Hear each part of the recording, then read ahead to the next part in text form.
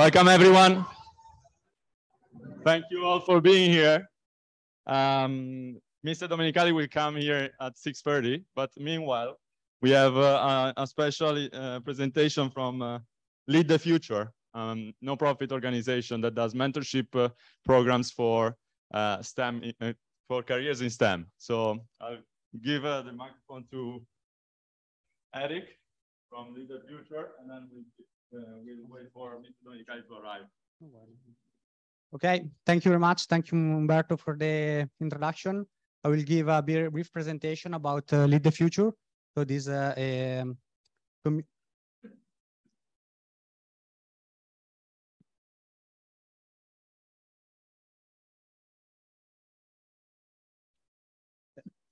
we go. So I'll give a brief presentation about Lead the Future. That is an Italian mentorship nonprofit in STEM. It was founded in 2018, and today there are more than 1,000 members, all Italians, but spread all over the world. Basically, we offer like a mentorship program from people to high school until PhD, and each mentee that is selected is matched with a mentor who can like support their career and their professional development. So this translates into summer internships, scholarships, business ventures, but also a mission to master and PhD programs. So we focus mainly on 3 pillars. So academia, industry, and startup.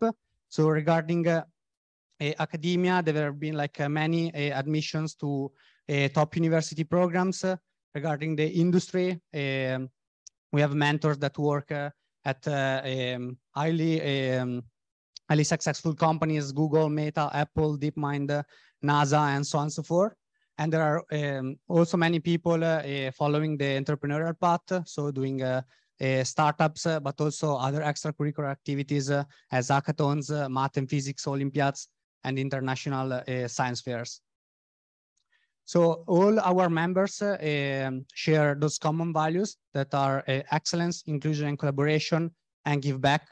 So we want a community of people that really like what they are doing, and they can like push every day to do like the extra mile and become the best in the world at what they aim to do. We also think that this is not enough. So in order to achieve great things, it's also important to collaborate with other people, and within the community is basically the place where you can find your next co-founder if you want to do a startup, where you can do collaborations with other universities and so on and so forth. And the third pillar is the give back. So basically our mentors do this service for the spirit of give back, and they incentivize the university students to contribute to the growth of their own community. There can be like their alma maters, like for example, United Italian Societies, their hometown, or like their own country. So what you can find like in the community, you can find a lot of people that are like really passionate about what they are doing, and they are like committed to like build a better world. That could be through research, startup, or like academia. And this is like a long-term game. So we basically take people from like high school and also from like university, and we expect that like those people in like 5 and 10 years will be able to be like leaders in tech and in STEM, and we're going to see like a few examples. So more on the practical side, inside the community, like we have Telegram groups and also Slack workspace. So there, like you can interact with other people to receive feedback and review about, for example, your CV, your motivational letter, if you are applying to jobs or like universities, and then you can also have direct referrals through the job board. So, for example, a mentor that is working like in a big tech company can share like open positions. Same for founders that they wanted to hire people. And also, if you are also interested in doing, I don't know, like a master thesis in another university or start a collaboration, there are also many job opportunities over there. Then we also like provided the tools to achieve those things. So, for example, if you are preparing for tech jobs, we provide Lead Code Premium and also other courses and events in order to prepare. So you can, for example, find other people to prepare for those interviews and like do mock interviews with them. There is also like the coffee club that is basically basically a program where you can meet other people like within your same interest. So, for example, if you want to apply to PhD in the US, then like you are matched to people that are already PhD there, or like they are doing the application process, and so like you can help each other. Then there are also like retreats, like for people that like work remotely, and we also have a podcast where you can we can share success stories from like people within the community and like in the Italian community. And then we organize, of course, like meetups and conferences online, both like in person, as for example in this one with United Italian Societies, but also like around the world. And then there are like partnerships with other projects. So, for example, like the Silicon Valley Study Tour. So if you're and also like the Boston Study Tour. So if you're interested in doing a research at Stanford, Berkeley, or maybe like found a startup there, or join Y Combinator, or just go there for an internship, then this is like a good opportunity to like know people there, and they can share basically their experience and how they got there. Here there are just like a few testimonials that you can find, some of them online, some of them are like private events. But for example, for people like in finance, there is this guy that just started during just joined during his bachelor, and then after that he did like several internships, first at Bending Spoons, then Amazon, and then at Optiver. And now that he's like a software engineer there, is like giving back to the people. So he's doing like a partnership with Lead the Future. So he's helping other people to also join those companies. Same, like there are people working on self-driving cars at like first at Apple, then Zoox Cruise. There are people that aspire to become an astronaut. That is quite an uncommon thing. So in the community, you can find other people that have like the same interest and work with them. Same thing for academia. So there are people there are people like doing research like in many different fields.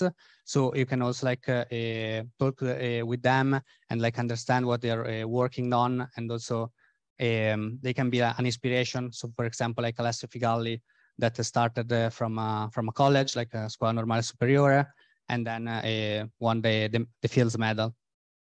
Same thing like for entrepreneurs. So like we do events with people like in venture capital, or also like founders of billion-dollar companies, and they can share their insights and more like personal things. So we try to do those events like in private, so people can ask questions like more directly, of course, like both online and in presence.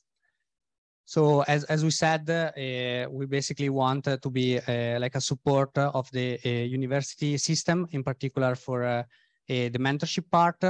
And we have been like doing this program for 5 years so far, but we are just at the beginning, and like we are super excited about welcoming new mentors, but also like new mentees to the community.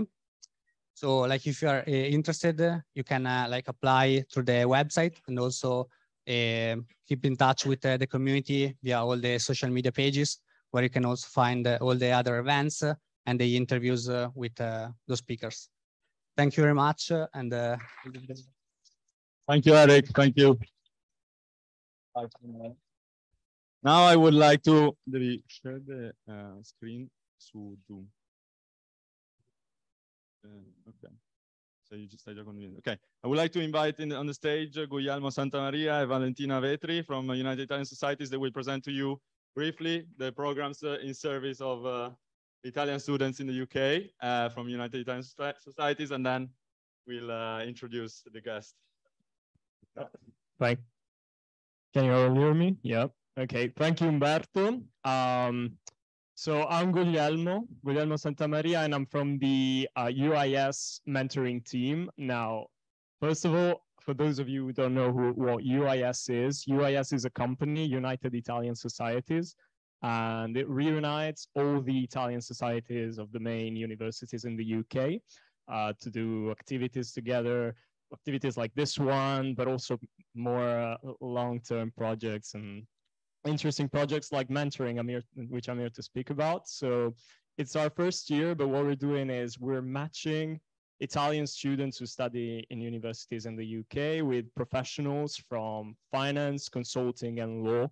Italian professionals who have either worked here and went back or work here now, but essentially we've had the experience of transitioning from Italy, the Italian system, into the UK labor market and the international labor market. So the aim is to provide with shared experiences and professional experience, provide the students who apply and are successful in their application with the basics on, for example, how to start looking for a job, what internships to do, what experience is useful to gather to have success in an industry. But it can be any number of questions you may have. Essentially, the student is matched to a mentor after submitting a cover letter with their CV and their grades. And I believe there's a link here, but otherwise just look it up. United Italian Societies mentoring scheme. The matching part of the system has already started, the matching part of the project, but there's still, I think, a few places open if you rush and apply now. And yeah, I mean, if you have any questions, reach out to our email, but I would encourage you to take the opportunity. It's not a big commitment, but it's something that can turn to be very, very useful for your career. Thank you very much.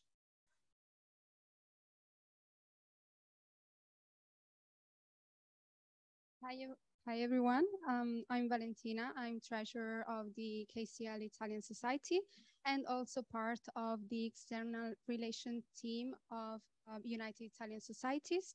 This summer we came up with a new idea that is Student Unity. Student Unity is a support program for Italian university students who are studying here in the UK. This program is in collaboration with the Italian General Consulate. So it aims at providing further guidance to students who, especially nowadays, might deal with issues due to the Brexit. So for example, settlement status, pre-settlement status, but also student visas, and etc. Also, we deal with passports. So if you have an expiring passport, or if you lost your passport, or if you have a bigger issue, we can directly put you in contact with the Italian consulate. So basically, this is a task force that aims at putting together and link the Italian students and the Italian General Consulate.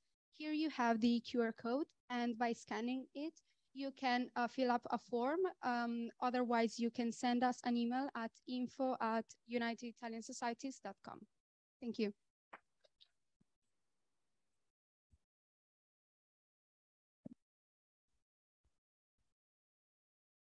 Thank you very much, Guglielmo and Valentina. We're gonna wait 2 minutes, and then we'll introduce the guest. He should be arriving right now, probably London traffic. So yeah, just 2 minutes of break, and we'll come back.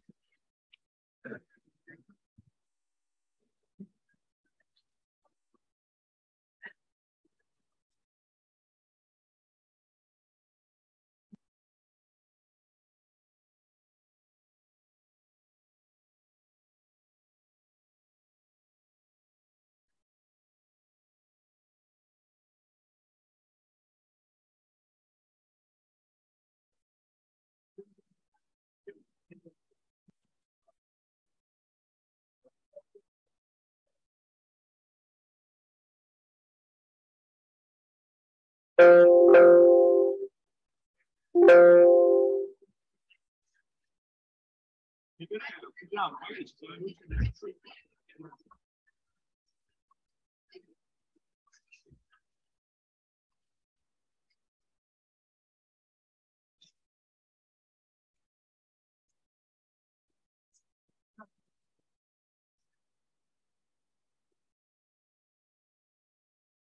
the video, can we turn off the lights?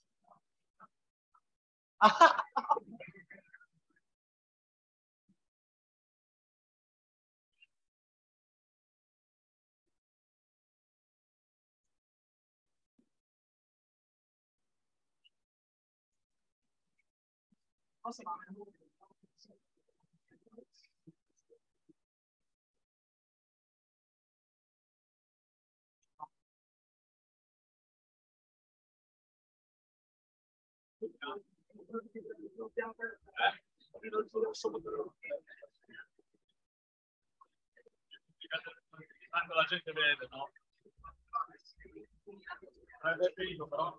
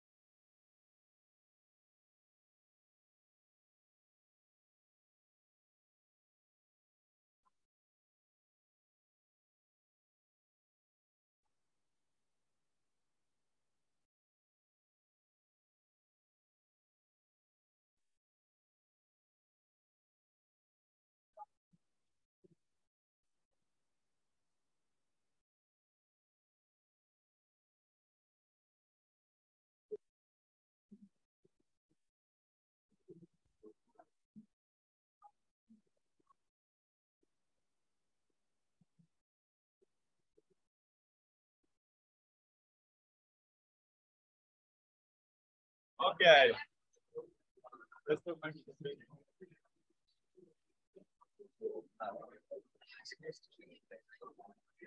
Okay, here we are. No.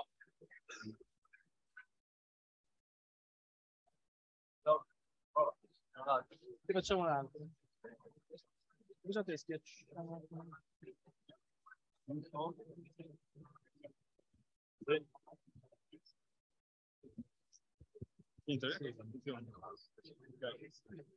Hello. Okay, it works.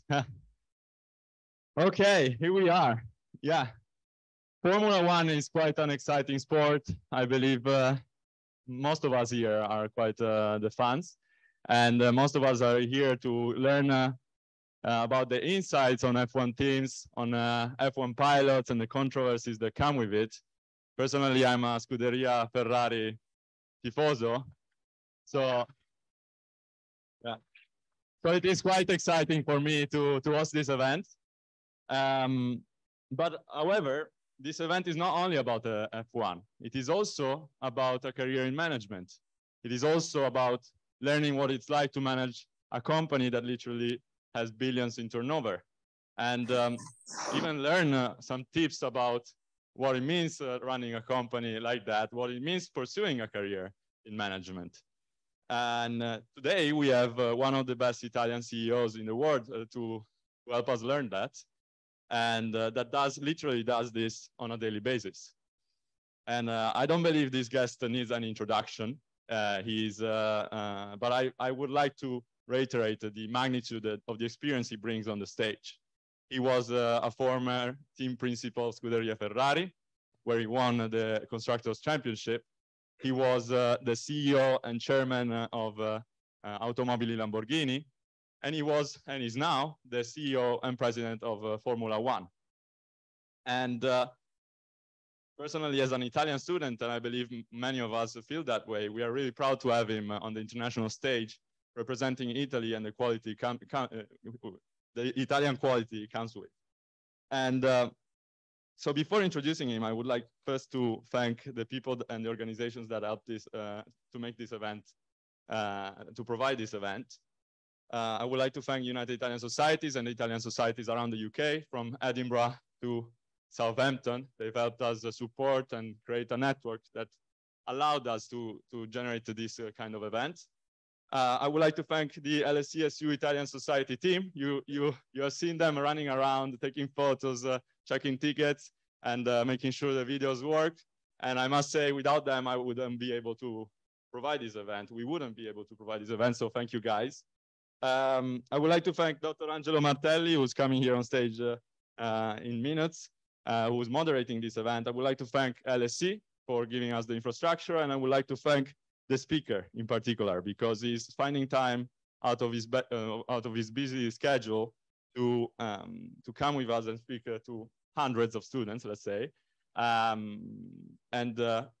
Believe it or not, we've been working on this event since February 2022, so I'm quite excited for it.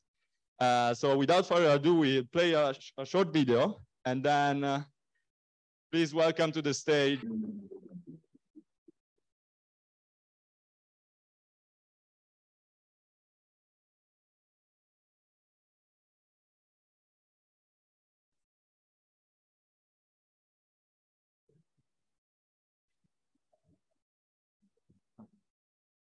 Okay, round of applause.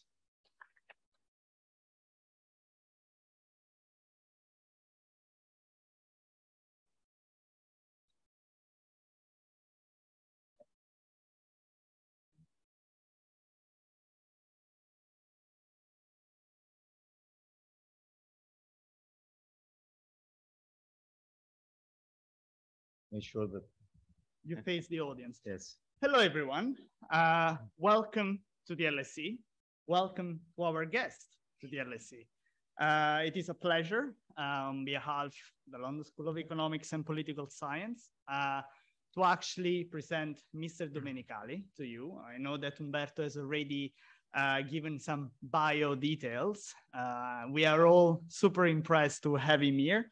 The way it is going to work is that Mr. Domenicali will start with some opening remarks. Then in proper LSE fashion, we will open up for questions. There will be just a couple of questions from Umberto and myself. By the way, I'm Angelo Martelli. I'm an assistant professor here at the LSE. And then we will open up for questions from the audience, okay? So without further ado, I yield the floor to the guests you have all been waiting for. Grazie, thank you very much. So good evening, and I would say considering the level of guests that I saw in the picture behind the room, I feel a little bit honored, even more than that, because, well, actually it's a great responsibility. But really, apart from that, I feel young inside. So I do share the eyes that you have when you are watching this situation, because I was there almost 40 years ago in vice versa situation. So I try to always ask to myself what I can deliver you as something that you could be interested on. So first of all, talking about Formula One, is my experience, is my life, because I've been in Formula One for 24 years before with the Ferrari. Then I had 2 years in moving out from racing, but having experience in Germany in the Audi group. Then moved as a CEO of Lamborghini for 5 years, and then had this opportunity to catch this train that is passing once in a life and doing this experience. So what's Formula One? Formula One, I think, is a platform that today is really doing great in terms of sport, because we, of course, we are a motorsport with no doubt, but is moving versus something that is getting bigger in terms of entertainment, in terms of the best, that's our vision, the best spectacle in the world, that we have the duty to make sure that different audience from different countries, from different continents will be attracted on. It's a platform where has been always a challenge on technology, because as always, Formula One is the pinnacle of motorsport in terms of racing dynamics, in terms of passion, in terms of technology associated with that, and that will stay there forever. And that's really something on which we are totally focused. For example, in this moment where the attention of the world is on sustainability, we have big commitment versus our carbon neutrality within 2030. The way to achieve it is with a lot of action. The main one will be to be sustainable with a fully sustainable fuel, and starting the use of that in 2026. We do believe that is the right way to keep the right attention. By the way, we were the first in 2014 to introduce the hybrid engine that is today yet the most efficient engine in the world. And we want to keep it up in the way that we don't believe that in such an important element where we are talking about the energy transition on the energy at the level of the world, there is only one way to activate that goal to be achieved, that is full electrification. Without going to that, because what I don't like personally in this moment is when we talk about this subject, there is a sort of world of religion discussion. You know, there is the good and the bad, and the good boy and the bad boy. I don't believe so. I do believe that the right attention that the society is building up versus the fact that we need to pollute less, that is right. And it's also right, I do believe, to have worldwide politicians that has to be wise and give ambitious target to what we have to achieve. I don't agree with the fact that a politician needs to give also the way to achieve this target. I think is the duty of the industry to show and to see how you can be even more effective to achieve the target that the politician gives to us. So as I said, I don't want to talk about the full electrification. That is something that is happening slowly, but it's happening. But we do believe that Formula One can be, the activator of another dimension where sustainable fuel will play a big role in this period when the transition versus full sustainable renewable energy will happen. We're going to work together with the teams, with the fuel supplier, in order to have a drop-in fuel that you can have and use it as you were in a full pump of the station here in London, or wherever you want to fill the car with the petrol. That's something that will enable the over 2 billion vehicles that are around the world to be used without any kind of emission. And that's something that will be very important. And we'll be able to be very credible in that dimension. Don't forget that, there are, when we're talking about mobility, there are not only cars, there are trucks, there are commercial vehicles, there are planes, there are ships. And these kind of tools of mobility will never be used with full electrification. Therefore, we, as Formula One, as I said, to close that chapter, We're going to be fully engaged with the fuel supplier, the biggest in the world, with the most important manufacturer, to make sure that we be very effective in this dimension. We don't have to forget that because we are going all around the world, we have also the duty with our promoter, when we organize events with more than 400,000 people. We're going to be in Austin next weekend with more than 440,000 people. There is the need of producing energy in the right way, using the renewable energy. And so there is a big commitment with all of them to make sure that also they will follow our path of being focused in this subject that is very relevant. One other element where, as a Formula One, we are really totally dedicated is how we can have the right STEM project and relation with university to create the right path of growth for communities that are less privileged than us, in order to create attention to the work and the skills that are needed to be part of the F1 world. So we have activated a plan that is quite robust with, as I said, with all the teams, to make sure that we are creating paths of growth with the students that wants to be engaged with Formula One and are in love with Formula One. On the other hand, we are a sport, and we are totally focused on the fact that more and more we need to be able to capture the attention of our fans. The fans are different, as you can imagine, with different culture, with different appetite, with different understanding. And the fact that we want to be now inclusive in the way that we communicate represent a big change on what Formula One was a couple of years ago. For the ones who love Formula One, there was always a no in the approach of doing something together with us. Now it's the other way around. There is always a yes, but there has to be something that will benefit the community of Formula One. Therefore, the way that we communicate through social media, through not only the traditional media that are talking about Formula One, through Netflix, through different channels of communication, has enabled us to get bigger and bigger in terms of our reach to our population that is getting back again to be younger and diversified. We have more and more women into the love of sport, not only from the racing point of view, but also interested of being protagonists in being part of the teams in different roles. So that's another element which characterizes the Formula One of today.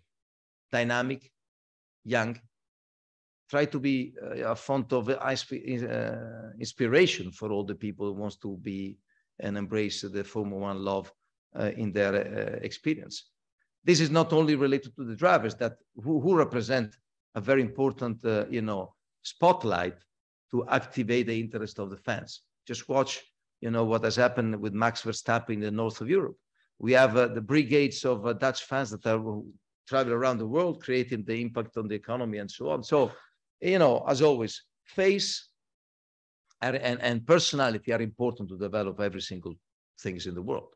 And this is what we are doing together with our 20 drivers who are very young. So I understand the power of connectivity. They understand that we understand the power for them to play in our games together with anyone who loves that kind of gaming. I'm not, but there are a lot of people around the world who loves a lot. But the fact that they can really be together with them means a lot in terms of attractiveness, in terms of attention, in terms of loving the sport that we are investing a lot of money on. Another element of which I believe is really is very crucial for our growth is today we create events where we don't want to talk only about F1. We want to see other categories that will enable to build up the pyramid versus which we can create the attention of our drivers to be able to arrive at the Formula One. We are investing a lot in Formula 3, Formula 2, to make sure that this is creating the right, base and the right experience to become a Formula One driver. But on the other hand, there is not only the sport. The reason of our success is because we have such a diversified audience that when you are coming to a race event, you need to live a unique experience. Unique experience that no matter is the price entry or the price position that you are able to get in, you need to have the offer that you want to receive. So that's why we are, we are building up events where you have entertainment, music, gaming, fun zone with different experience in order to attract people that at the beginning, maybe they are not passionate about staying focused on the track for more than 2 hours in a row. And on the other hand, we need to consider that the new generation wants to be multitask, wants to be focused in a lot of things, and we need to create content in order to be attractive. There's no secret on that. You know far better than me. I try to follow what my son and daughter are doing, and I need to be connected with that world if I want to be effective. Therefore, I do believe that the secret of our success is also that intensity, speed, action. This is what it's all about. Formula One is teaching us one very simple thing. To be competitive, you need to always learn from what you're doing, but in a very defined method. You need to be organized, but you need to have the intensity on which you need to react to what you're learning. It could be positive or negative, doesn't matter. This helps you to grow and helps you to be better. Knowing that, like for you, when there is an exam, you cannot wait and have an excuse. When the green light is on, you need to be on track, to be ready with your team, with your performance, and you need to maximize it. So this is all what is about.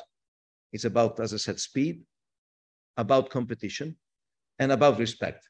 In a world where the game is raising the bar to a maximum level, we don't have to forget that we need to be respectful of the others. And in a very competitive world, my duty is sometimes always, not sometimes and always, as always, not sometimes, to try to make sure that everyone understands the bigger picture. Teams have two duties. From the tactical perspective, they have to win the races. There's no doubt about it. But from the strategic perspective, they need to understand the bigger picture. Certain strategic decision needs to be taken and embraced by everyone because, I'm out of the scrum.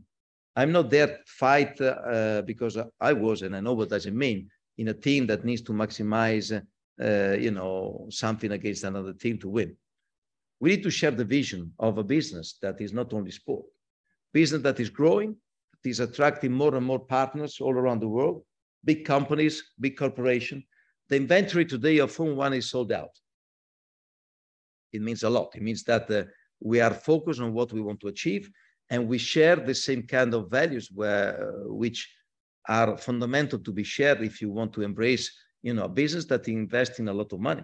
If you want to be a partner of Formula One, you need to invest a lot of money, not only on a direct fee, but also what you need to activate the action in order to have a result out of this investment.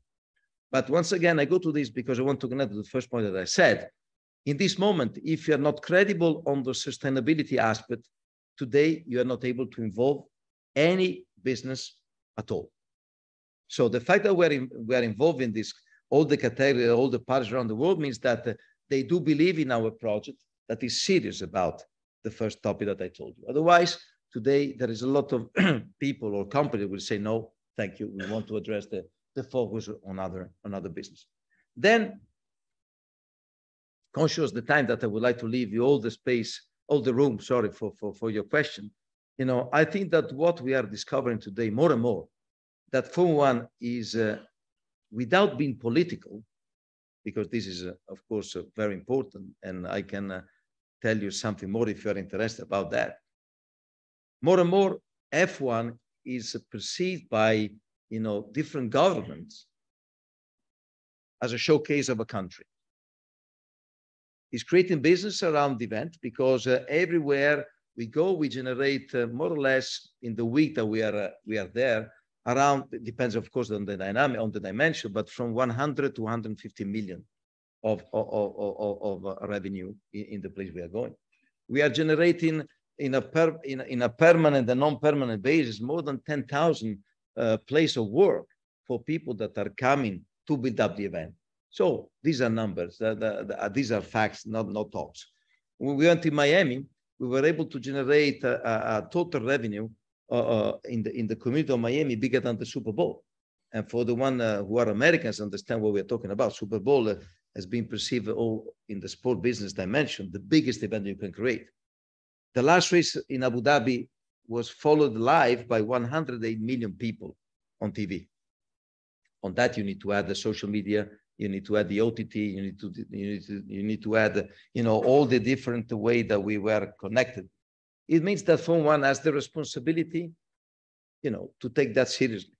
And this is really what we have to do. At the end of the day, if you think F1 as an organization is just an IP right business, because we have the duty, and I have the duty to make sure that the teams, the drivers, the promoters, the partners are engaged in the best way in order to create the best shows in terms of sporting action on the track, in terms of business created around it. So it's a big task. And the beauty of it is that more and more I see personally young people that wants to be protagonists of our future. And that's always something that I said to everywhere I go, and above all to the people that are working in our organization. We need to have people, no matter is the role, that wants to leave something of constructive, of positive input on what they are doing. We, in this organization, at the end of the day, everyone has to feel this. I mean, at all level, we have every week meetings with our people internally and also with our stakeholders to see what we can learn. As I said before, it's a very dynamic and continuous revolving activity to stay connected with the people that are making our organization stronger and stronger. In a world that is changing very rapidly, very fast. If you think Formula One 3 years ago, before pandemic, we were thinking, and the people before me were thinking, do we really need to invest in US? Difficult to have attention, difficult to be attractive. And in a blink of an eye, we were able to turn that around in a way that today that market is growing like crazy. The internet is massive. The things that is, we receive a request that is just incredible. And today, we have, next year, we're going to have 24 races. I can easily do more than 32, 34 without any problem because the request is so big that is really incredible. So what I'm saying is, well, there is a lot of space for the growth. There is a lot of space in a world that is, surrounded by problems that we have the duty to turn them into opportunities. This is what has happened to us in the pandemic. 2 years ago, we were here thinking what we can do in a way that the world is closing. And if we close to be around the world, hello? The business would have been, finished. So we invented ourselves, we invented, a different way of going around the world, respecting the protocol, very tight, that was supposed to be followed by country by country. And we were able to bring home a championship in the most difficult situation, the difficult condition. So as always, behind a problem, there is something on which we can create something bigger. And this is what we did. And I think that is, something that pay back today because we are the only championship worldwide that was able to accomplish the mission of having a sport run in the most uncomfortable situation that, as you can imagine, playing or acting in a theater with no people is not the best context. But we were also having the possibility of sharing these things for people that were connected on TV, connected on different channels. So at the end of the day, we were able to keep performing in a different way. So as I said, we can talk about of everything because Formula is so fascinated for me that the enthusiasm that I'm living is the enthusiasm that I'm pretending from the people who are working with me. Because without that, there is a lot of opportunity around the world. You can do it. We need people motivated, totally focused and passionate about what we are doing. And this is really what I can really share and say to you, because if you want to be protagonist of your life, this is the approach that you should have. And I'm sure that you are learning that here within your community and with your professors, because I go back and I stop it. Here is the place where we sediment the growth of our society. No matter is the business you are focused on, is here that you sediment and you create the right condition to make sure that whatever is the business that you're going to be focused in, you're going to make sure that it will be delivered to a next level. And take it or leave it. This is your life. And I'm sure you maximize this experience the best way that you can. So thanks for the attention for these 20 minutes that I have, because I had to be sharp. And whatever question you have, I'm here to answer to that. Thank you very much.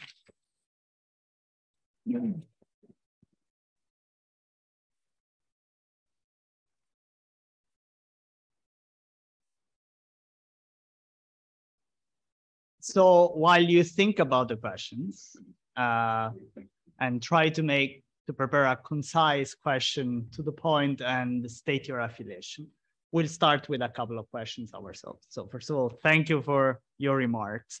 And so being someone whose academic focus is not on F1, unfortunately, I'll ask the bigger question picture. Over the weekend, I had to do a lot of preparation because teaching political economy, labor economics is not like being on track in a way. So I went back to listen to a podcast that Mr. Domenicali was actually having back in 2018. And there were a couple of sentences that in a way stuck with me. It was a Beyond the Grid podcast in which you said something like, the helmet for a driver is not just a safety device, it's also a sort of protection, a defense from the outside world,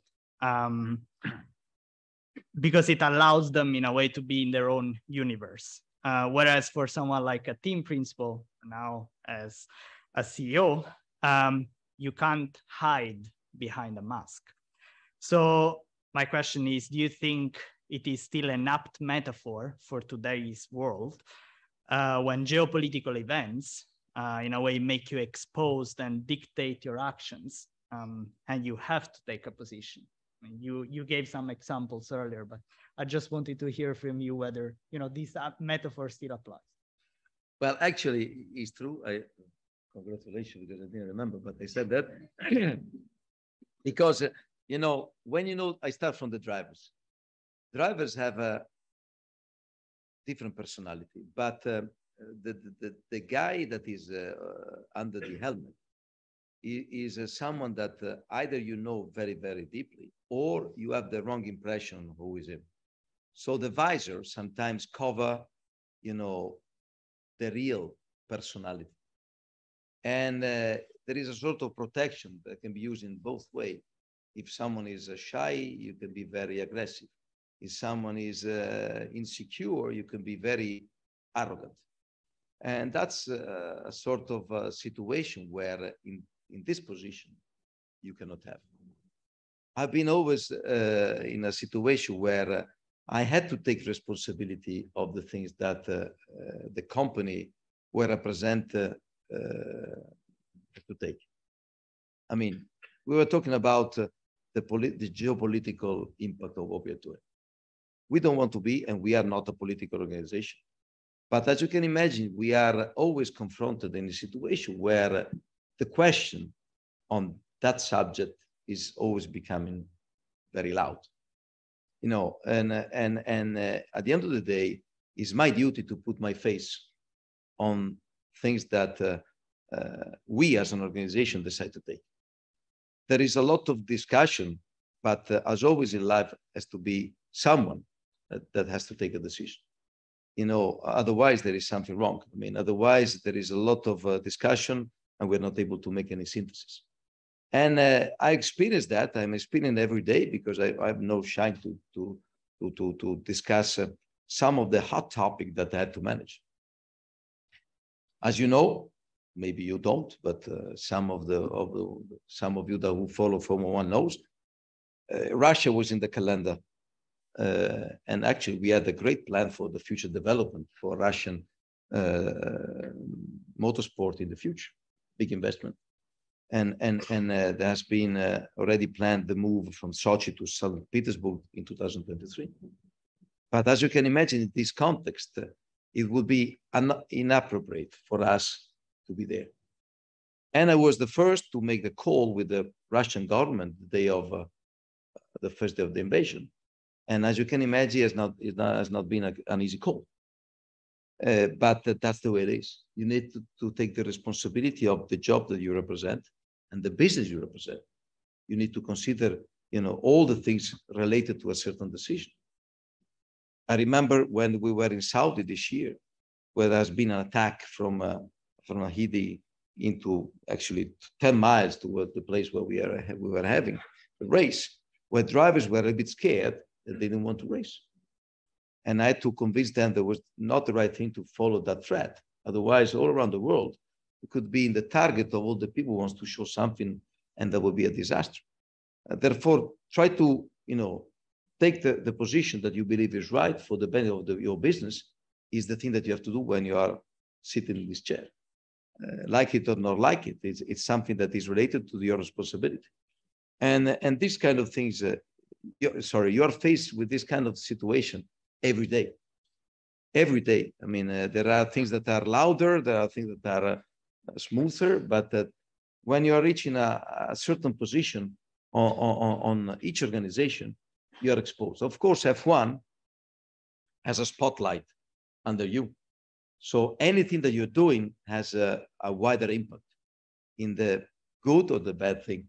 So that's why you always need to use the prudency approach, but in certain situations, you need to be very clear. And that is the approach that I'm trying to take very constructively, very openly. With my organization, I have to say that I have the privilege of having shareholders that are totally trusting me in the decisions we are taking, and with all our partners.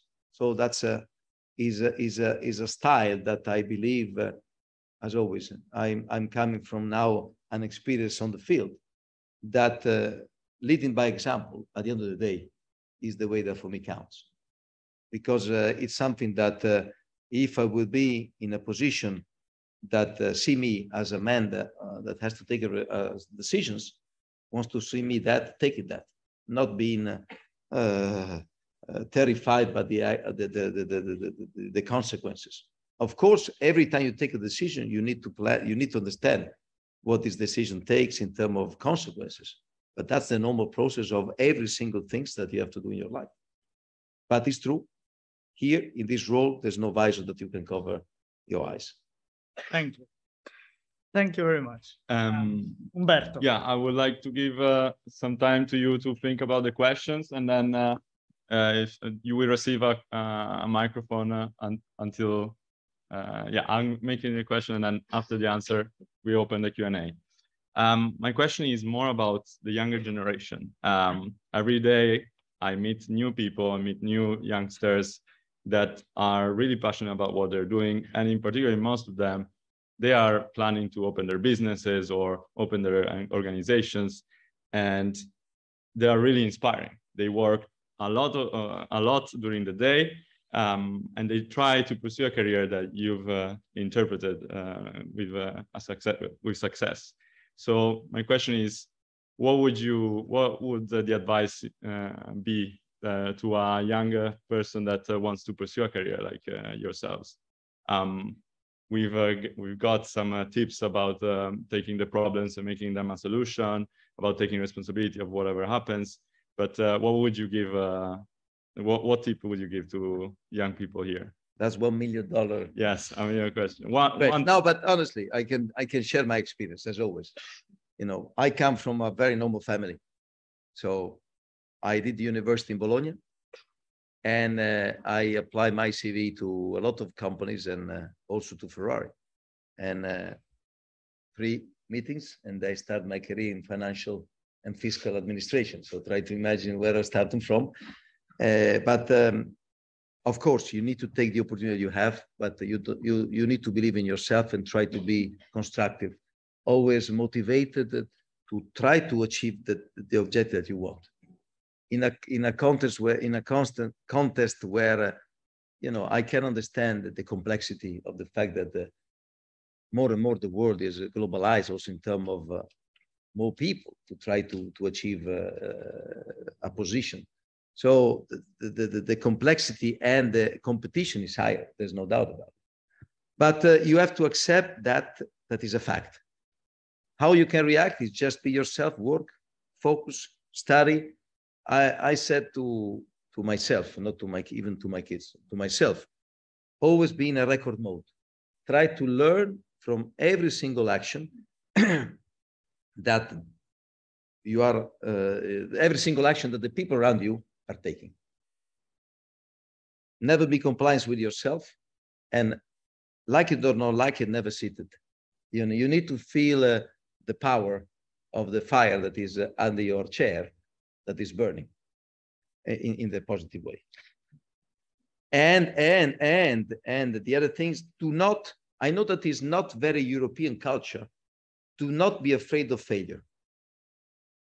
Because that's part of the game. I mean, if you are talking with the American culture, failure is the minimum step that you need to have to grow. In our culture, it's the other way around. If you're a failure, you are destroyed. So I would say, because I have the privilege of traveling all around the world and having, as I said, the privilege of meeting people coming from different experience, different place, different. Don't be afraid of it. Take that as a step for you to grow as a person, as in a profession. Try to react and be, I said that before, but I do believe in that, protagonist on what you're doing. Protagonist is what you want to be. I just follow the example. In these days, you know, you teach me that every one of you wants to be connected and wants to be protagonist through these things for your community, for your friends, for your world.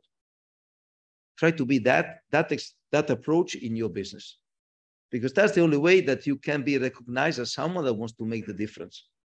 I mean, if you are within the normal, the normal wave, the spike will not arrive. If your wave of attention, because you are big, will be high, you're gonna sooner or later take the opportunity and will allow you to grow. Whenever is the role, as I said, that's the approach they should have. And always being constructive. And always, I would say, if I may add the last point, never find excuses with yourself. Because at the end of the day, you know very well that when you watch yourself in a mirror, the only one that knows exactly who is behind that screen is you. So don't create excuse or create problems that are not related to yourself. First, focus on the things that you have to do. And that's the only thing that I really can share as an experience, because as you can imagine, in my life, I've burned not only the first, how you call this, the primo phalange, the nail, then the finger, then the arm. So the most important thing is that the burns that you're having are controlled and used in the right way, because otherwise it will be very, very difficult. But this is really what I advise you, because that's what I'm doing. As simple as that. Without reading any books, this is what I'm doing. And this is what you, in my opinion, should try to act in everything that you do. Thank you very much. We'll open the Q&A. Wow, okay. Okay, so I think they told me that midnight we have to go. Yeah. So we collect questions by a first round of three questions. Okay, it's okay. So let's start from the back, the lady in green. Then we move that side, and then, yeah.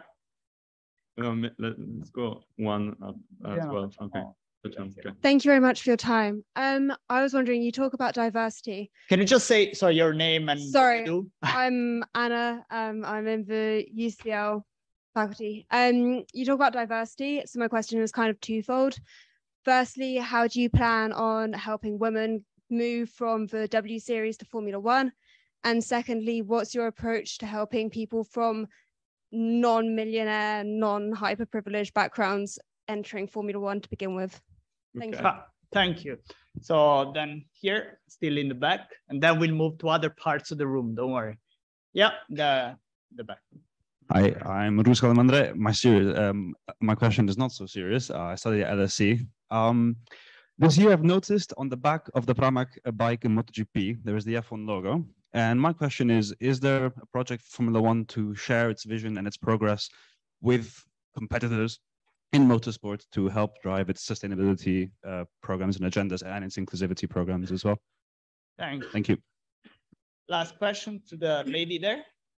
Thank you. Thank you so much. Thank you so much, Mr. Domenicali, for coming. I love Formula One, but I want to say that we want to believe that it's meritocratic, but it's not. And I think that the managers also kind of, admitted this by the financial caps that you introduced. I mean, F1 introduced. And I was just wondering if you could maybe say a few words about how effective do you think they are and what will happen with Red Bull now.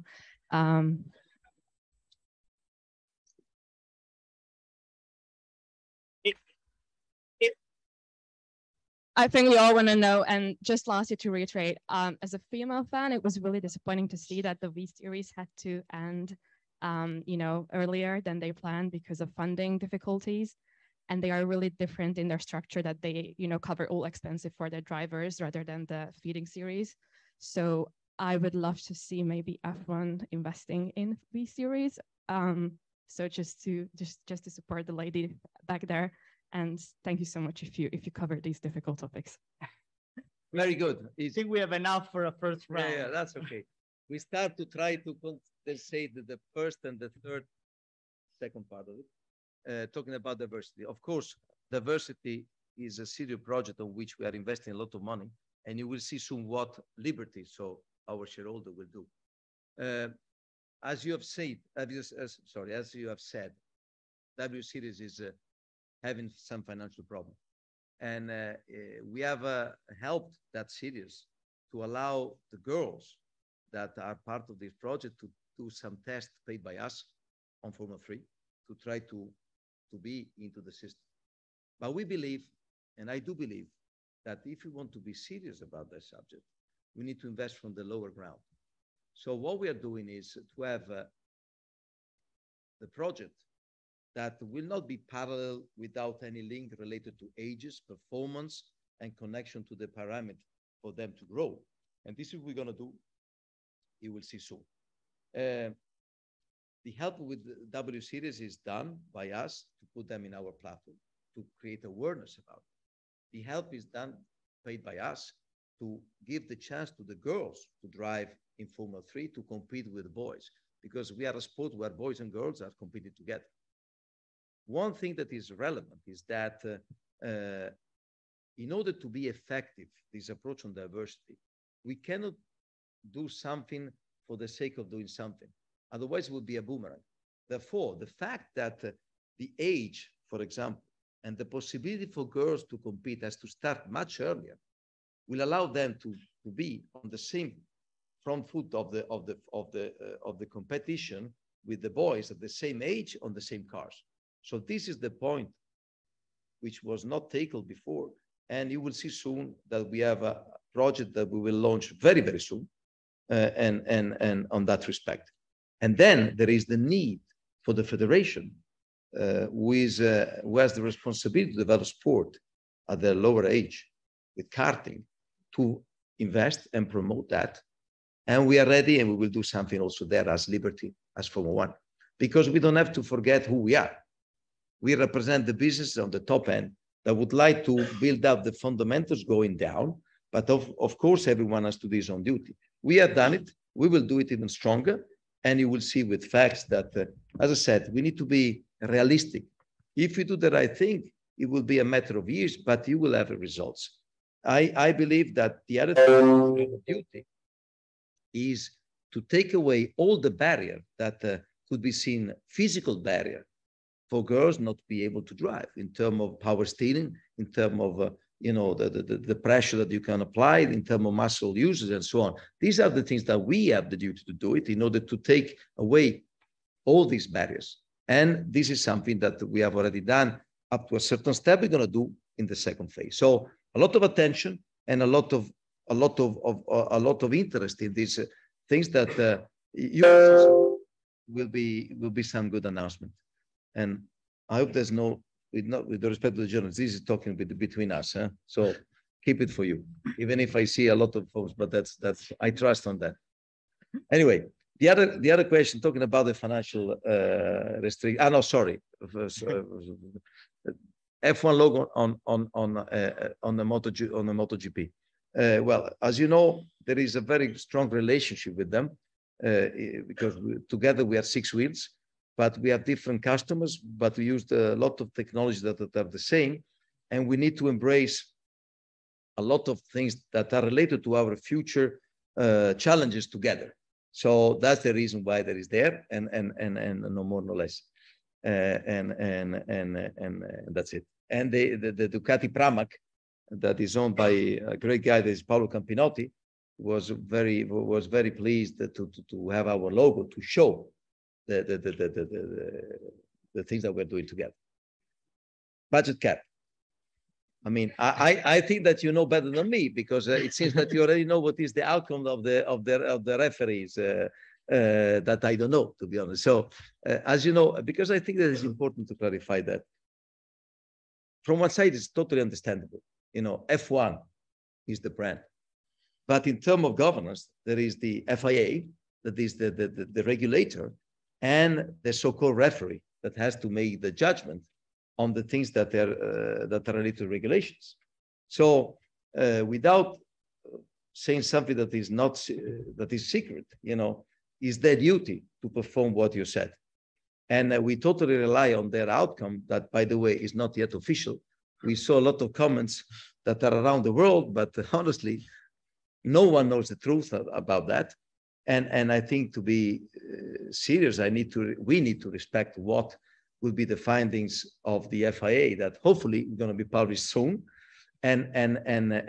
But seriously, I think that the budget cap is a very important element of talking about sustainability. There is not only sustainability related to the emission, it's sustainability related to the financial dimension of the business. And this is a very important factor. It's the first year this system has put in place, therefore maybe needs some adjustment. That's part of the game, but it's crucial for the future. And I guarantee to you the fact that today the business is solid is because the fundamentals, financially speaking, are very strong. Up to 2 years ago, not 20, 2 years ago, the one who was in this position was giving always some advance payment to some teams because they were not able to have the cash to finish the season. Since 2 years, this is not happening. Since 2 years, there are so many financial institutions that would like to buy teams, and they're talking about values of minimum 500 to 1 billion, and teams do not want to sell.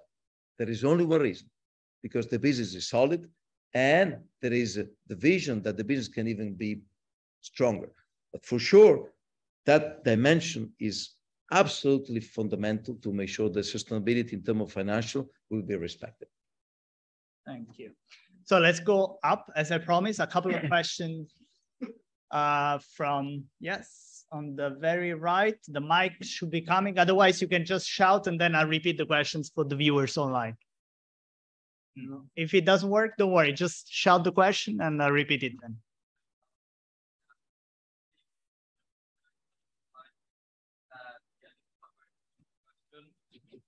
But like in the sorry, in the Pixar movie franchise, what would you say is the best Cars movie? In the Pixar movie, which one is the best car? We all want to know. I don't know. Okay. Pixar. Let's collect another question. Okay. I will answer to you. In the middle there, yes.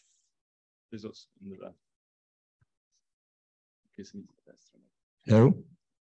Hi, my name is Atif. Nice to meet you. And my question is regarding the move towards sustainability. Will there be a solution, a feasible solution to cut down the emission that comes from the infrastructure that F1 moves around the world, like making races, calendars clustered per region, thus making the movement more efficient? Thank you. Thank you. And the very last question there in the first row. Mike is coming. We are making him walk the whole way. Walking all around the place.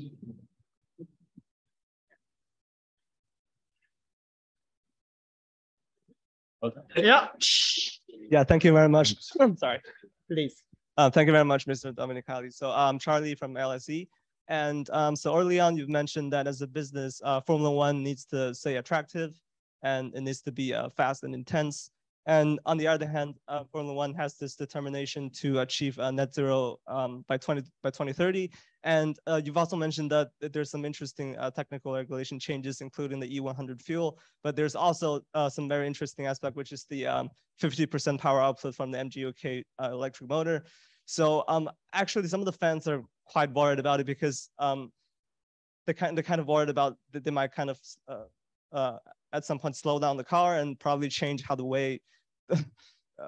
Okay, I see. We are getting very technical. No, but I go for it. Yeah, and maybe changes the way how the race is going to play out. And so my question is, what are some of the biggest challenges during the decision-making process? And how would you manage the fans' expectations and maintain Formula One as one of the spectacles of the world? Thank you very much. Thank you. Pixar. I mean, I'm from Italy, so you understand. So, and Italy, I mean, like UK, I represent, you know, I would say Italy and UK represent the heart of rock and roll, of Formula One, of racing, of motorsport. So I don't know what is the English for Saita McQueen, but anyway, that is the kind of, thank you.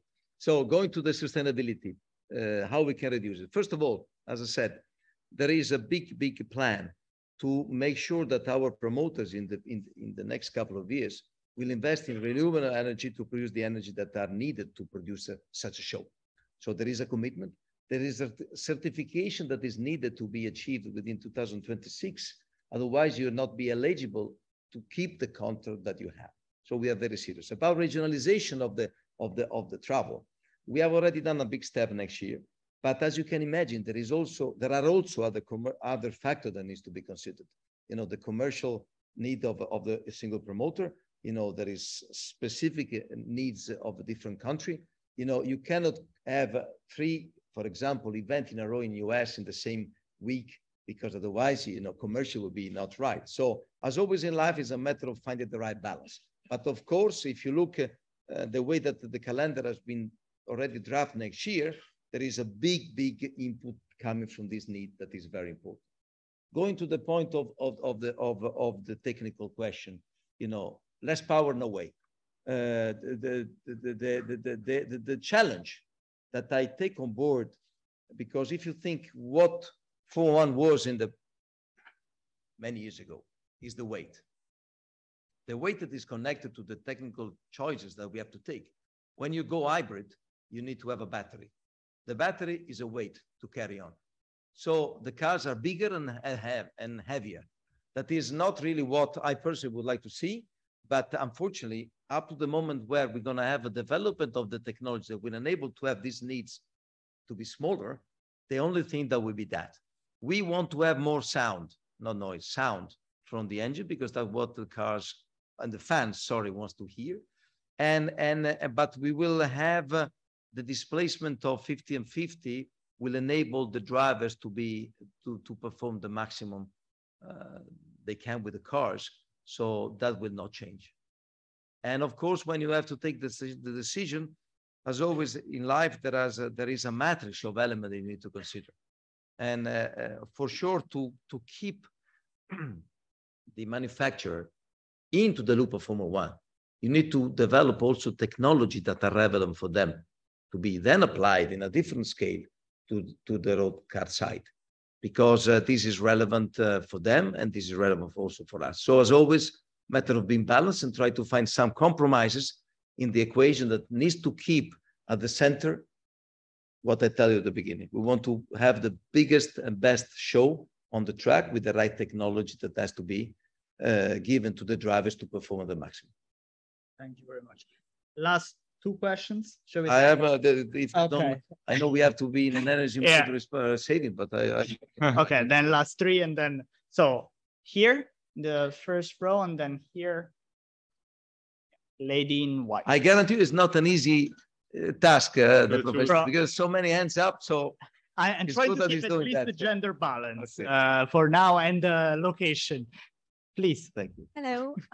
Personal question. Would you consider career outside of Formula One or the automobile industry after leaving, or what are you? Sorry, can you repeat? I lost the first part. Yeah, would you consider a career outside of the automobile industry, or what are your like future plans? Career. Would you consider a career outside the automobile? Or is it too addictive? Well, a career out of, okay, I'll answer after, sorry. Yeah. So I can think about it. Yeah. Should you put this cap on? Thank you. We have a statement. So, grazie mille, Mr. Domenicali. It was molto bene, your talk. That's all my Italian. But just a short question. Who's your favorite driver? Like, as in, not necessarily currently, but maybe just of all time in general. What are your opinions on that? Thank you. Thank you. One last question. One last question. No, I think let's go there. Yeah, with the mask. Thank you very much. Thank you, Mr. Domenicali. Thank you, Mr. Domenicali. So I'm George again. And Sorry, the mic a bit closer because No, closer. Yeah. Yeah. Thank you, Mr. Domenicali, Thank for choosing me. And I'm George Yen. I'm a second-year politics and philosophy student here at LSE.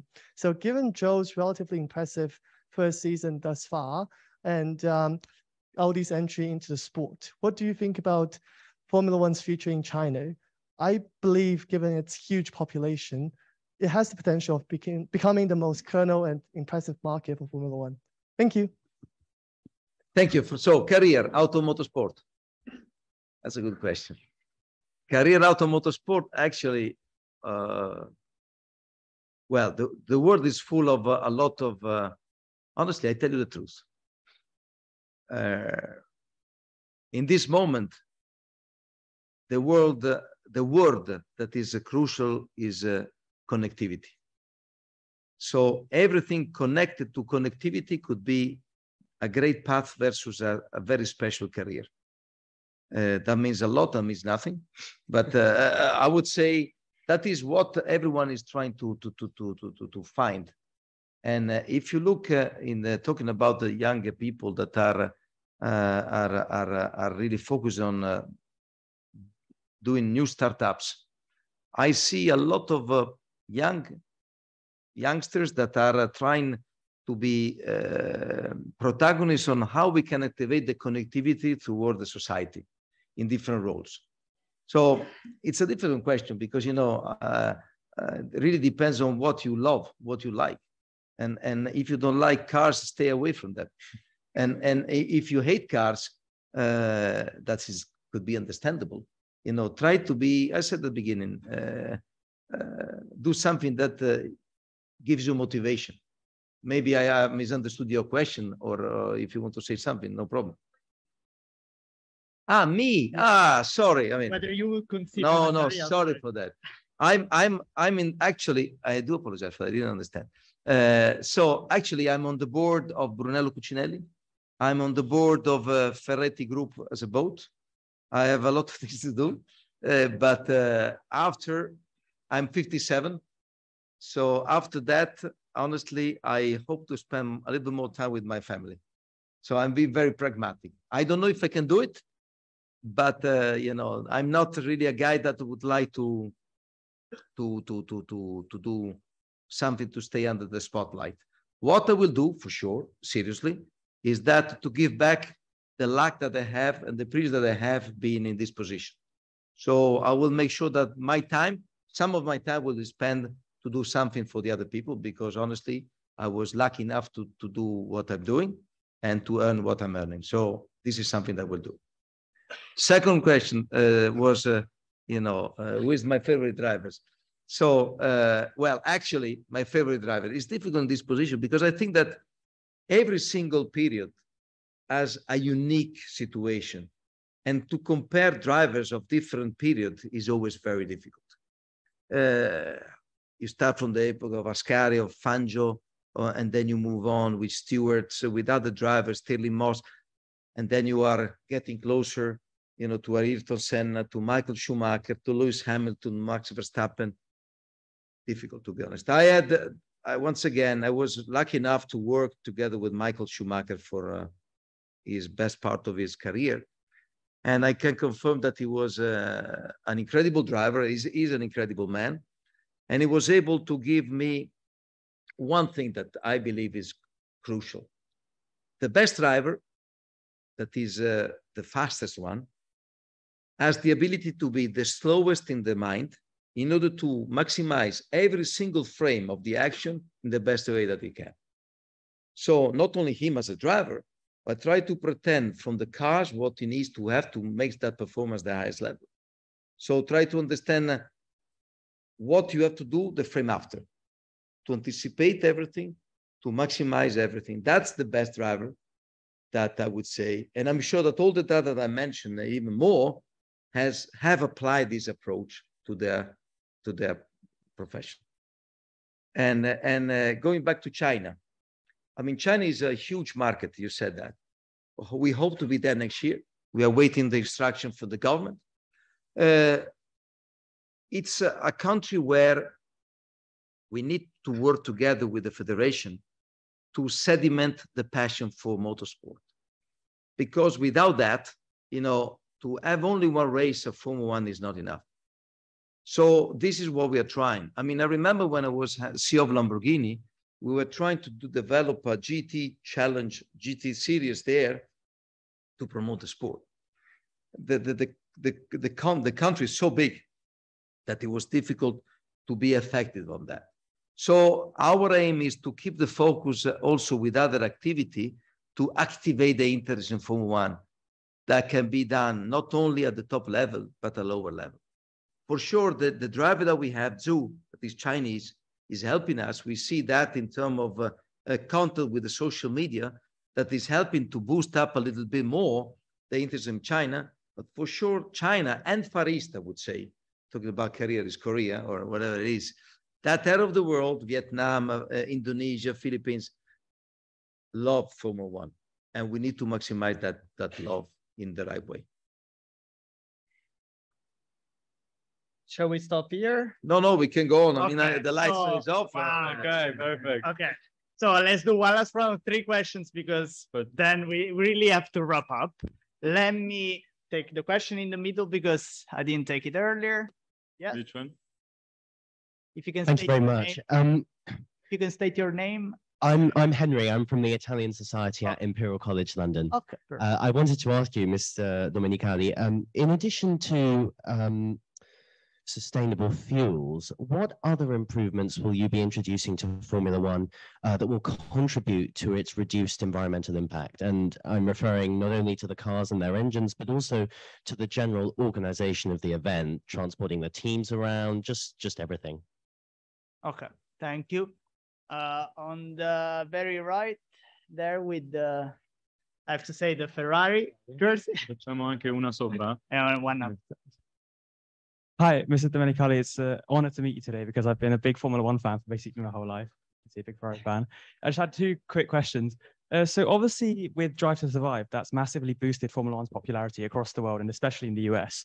And I'd imagine that, like, obviously Netflix might have to, I don't know, pay for the rights, for example, to host the show. But since it's boosted the popularity so much, does Formula One have to almost pay back Netflix in a certain way? How does the economics of it work? And the second question is, as you mentioned, Formula One like gets fees from race promoters around the world. But I read that in Las Vegas, Formula One has purchased the strip for that weekend for 240. Yeah, exactly. So it's a very hefty fee, the 240 million to actually have the strip. Is Formula One expecting to make a profit of that race still? Because that's obviously such a high fee. And how exactly would that work? Thank you.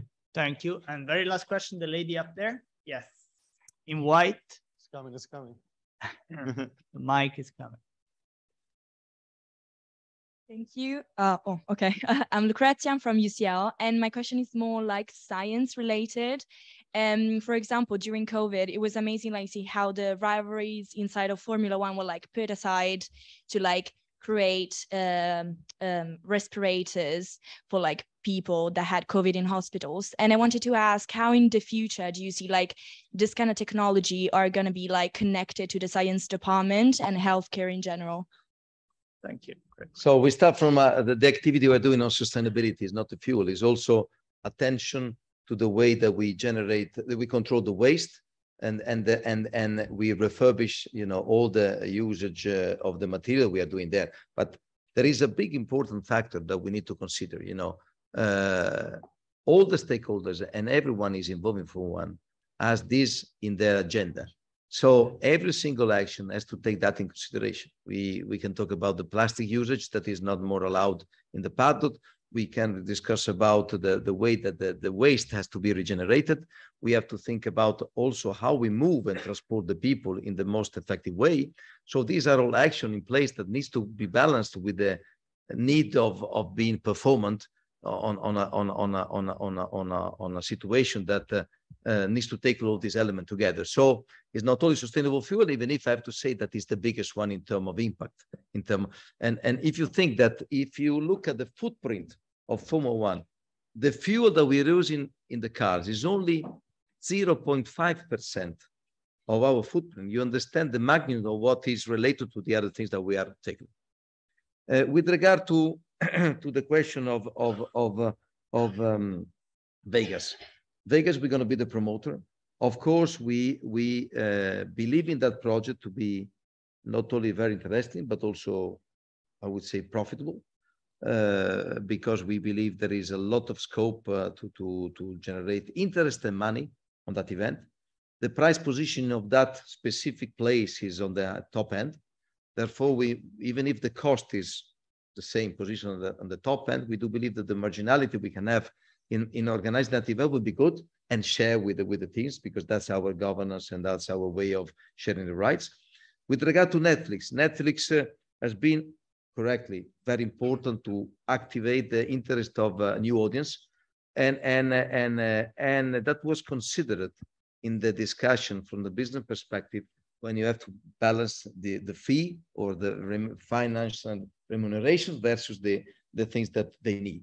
Therefore, that has been balanced, has been considered, and I think that is a win-win case, and that's why we are renewed with Netflix for the next 2 years. And then the last question was related to the scientist approach. This shows one thing, Lucrezia, shows the level of technology that we can share. Of course, we are a very full, dedicated, performer-related industry, but when there is the need to share, the F1 industry is there. There is a lot of patterns, there is a lot of innovation and technology that are applying in other industries that are coming from Formula One. In the world of pharmaceutical, in the world of medicine, in the world of nautics, in the world of production. So I think that's proving, this is proving the level of skill and technology that is involved in Formula One, in terms of quality control, in terms of materials research, in terms of simulation capability. Formula One is behind to anyone. Thank you. We just have one last question from online, the audience online. There is people actually joining from the University of Southampton, because the Italian Society is offering the event, and it represents societies from Edinburgh to Southampton. In fact, one of the questions is, what problems do you think future engineers will be facing? Okay, I mean, that's a very technical question. I mean, as always, engineers need to solve the point that we put on the table. I think that the engineer, as I said, from a racing perspective, has to solve the point of what I said before, the weight. How we can reduce the weight, because the beauty of the Formula cars were having the lightest car to perform at the maximum level. And this is today's constraint. So any kind of help on that would be very beneficial. Okay. Thank you very much. Thank you very much. I'll let you, no, let you speak. No, you can go. Communication. Yeah, communication. So I just wanted to really give a very warm farewell to Mr. Domenicali from all of us at the LSE. As you can see, he's not someone who shies away from questions of any type, and he's very generous with his time. But unfortunately, we have to wrap up. So I just wanted really to give a big round of applause. Thank you.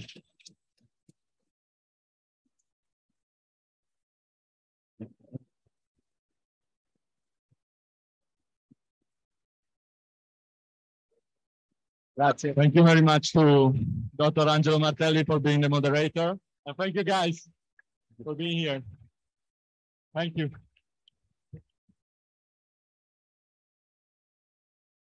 Have